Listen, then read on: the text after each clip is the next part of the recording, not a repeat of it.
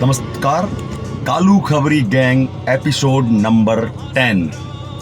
आज हम कालू खबरी की बातें बताएंगे कि कैसे यह व्यापारियों को परेशान करता है, कैसे यह क्षेत्र के लोगों को परेशान करता है। दिवाली का सीजन आते ही यह घर बैठे बैठे सक्रिय हो जाता है।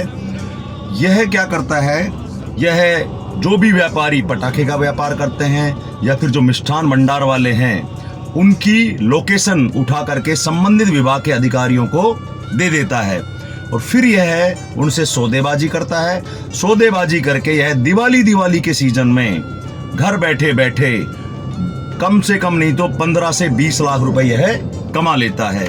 हाल ही अभी इसने एक पटाखा व्यापारी को धोखा दिया है। पहले इसने उस पटाखा व्यापारी की सूचना पुलिस को दी है, क्योंकि वह हर साल इसे 1.5 से 2 लाख रुपए देता था, ऐसी सूचना है। अब इसकी सूचना इसने पुलिस को दी। पुलिस वहां पर मौके पे पहुंची तो यह इसका असल में हाल क्या है, यह चोर को तो कहता है कि फलाने घर सुना रहेगा, वहां पे जाके चोरी कर ले, और पुलिस से कहेगा कि आज चोर इतने बज के इतने मिनट पे उस घर में आएगा, उसको पकड़ लेना। और यह इसका कैरेक्टर यही रहा है। इसकी जो बनाई हुई संपत्ति है वह इस तरह की दलाली से ही बनाई गई है। तो उस मामले में भी इसने यही किया।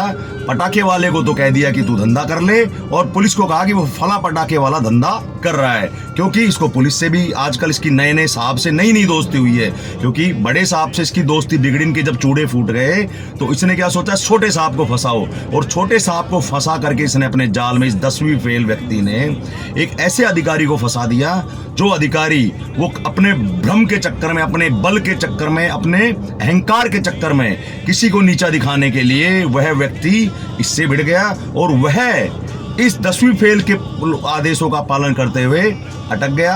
और आज बात यहां तक आ चुकी है कि उसको भी माल दिलाया, खुद घर बैठे बैठे माल लिया, और उस व्यापारी को कहीं का भी इन्होंने नहीं छोड़ा। और वह आज भी 2016 का कोई पुराना लाइसेंस उसको ला करके दिखा दिया। अरे भले आदमी, एनसीआर क्षेत्र में पटाखे अलाउ ही नहीं है, तू लाइसेंस कौन सा दिखा रहा है इसको? कौन से 3 करोड़, इसके 6 करोड़ के माल को, 6 से 7 करोड़ के माल को इसके गोदाम हैं, जागुआस, गुंती, शक्ति विहार, जाने कहां इसके गोदाम है। कम से कम नहीं तो 20 से 25 कमरों में 6 से 7 करोड़ का माल भरा हुआ है। 3 लाख रुपए इसमें एक पुलिस वाले ने रिश्वत खाई है। 1.5 लाख इस व्यक्ति ने, इस चोर ने, कालू खबरी गैंग के सरगना ने घर बैठे बैठे खाए हैं। यानी कि ये अच्छा भी बन गया, माल भी खा लिया और सबकी ऐसी की तैसी भी कर दी।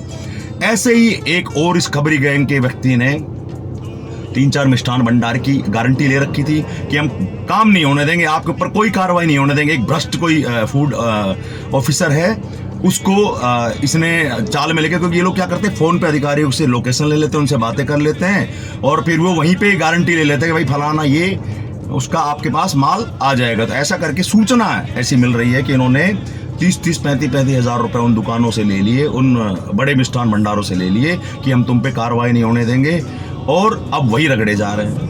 तो इन लोगों की क्या, इनकी दलाली की असल में आदत पड़ी हुई है कि ये व्यापारियों को ये व्यापारियों के सबसे बड़े दुश्मन यह लोग हैं, और नाम हम जैसे लोगों को बदनाम करते हैं। अब बात करते हैं, एक फर्जी अध्यक्ष बना डोल रहा है, उसकी घरवाली टिक नहीं रही उससे। एक महिला को लेकर के आया वह अभी, जिसके ऑलरेडी 17 साल की बच्ची थी। सबलपुरा का एक फर्जी पत्तल का वो चोर है, 1 नंबर का लोफर है वो, 1 नंबर का। उसको देखते के साथ ही लोग कहते हैं यार ये पत्रकार है, और वो मेरे स्क्रीनशॉट कहाँ भेज रहा है, इधर उधर स्क्रीनशॉट भेज रहा है। साहब संजय तो फर्जी पत्रकार है, संजय तो, अरे संजय पे तो एक आरोप लगा के बता दे कोई, माइका लाल, एक आरोप दलाली का, 1 रुपए का। पत्रकारिता छोड़ दूंगा, जूते खाऊंगा चौराहे में बैठ करके।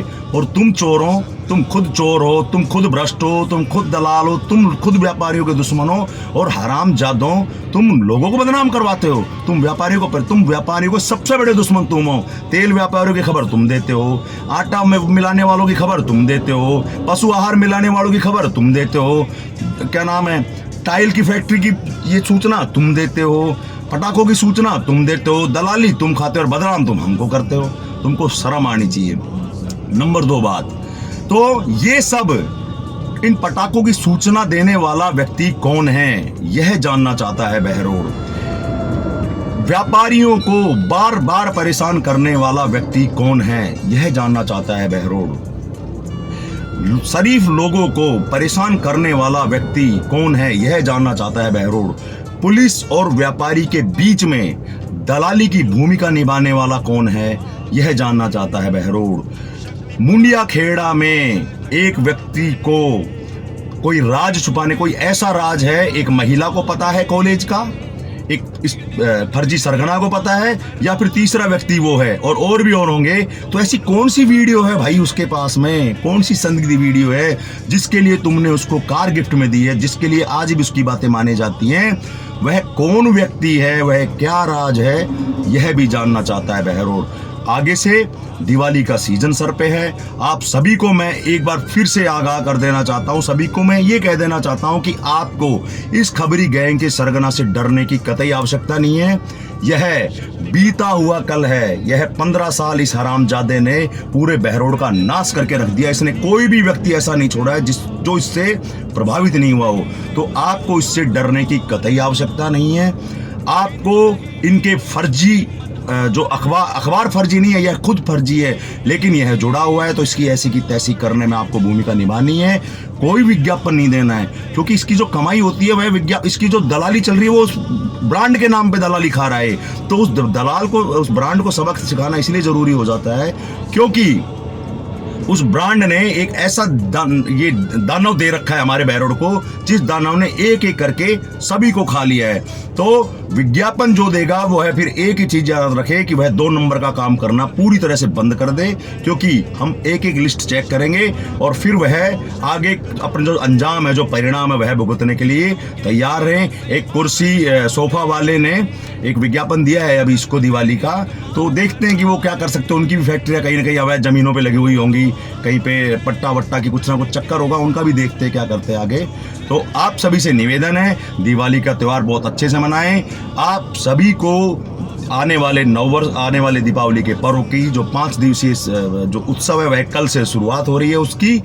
सभी को धनतेरस की, छोटी दिवाली की, बड़ी दिवाली की, भैया दूज की और अन्नकूट की बहुत बहुत आप सभी को बधाई, बहुत बहुत आप सभी को शुभकामनाएं। अगला एपिसोड 11 में इसको और नंगा करने के लिए बहुत जल्द आपके सामने आएंगे। जय हिंद, जय भारत।